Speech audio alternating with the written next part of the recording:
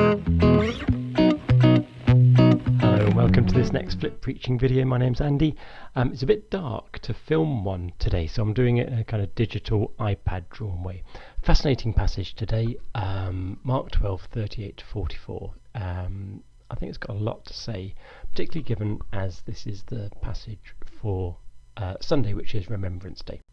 We start with Jesus telling people to beware of people, religious leaders who wear long robes and say long prayers, who want to impress people with their extreme religiousness, their religiosity.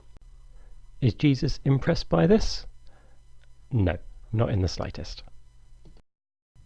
One of the criticisms he levels at these religious people is quite peculiar. He says that they devour the houses of widows.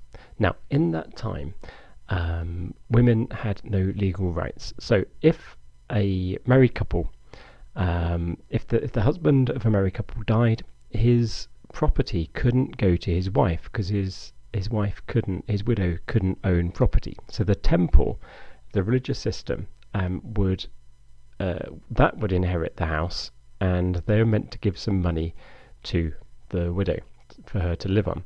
But it clearly wasn't working. Jesus always has a heart for people who are lowly in society. So he was particularly critical of the way the religious system didn't look after the widows.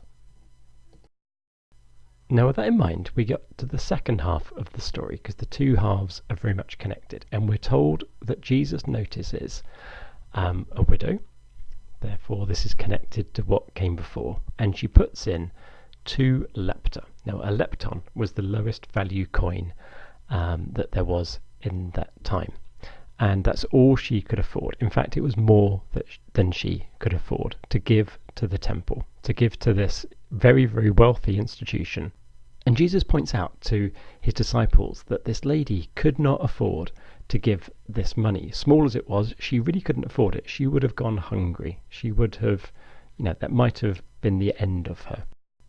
So, what's the meaning of this? Have we got here a case of injustice? Have we got a case of the religious system, this rich temple, devouring a widow's life again? In other words, was Jesus pointing out the injustice of the system? Or was he trying to make the point that we too should give sacrificially? We should give what we can't afford, not meaning just money by any means, but giving our love, our time sacrificially. Because Jesus, of course, soon after this happened, would give his life for the sake of a new temple, for the sake of the new kingdom of God that has no boundaries and is everywhere at all times. So I wonder how you read this story.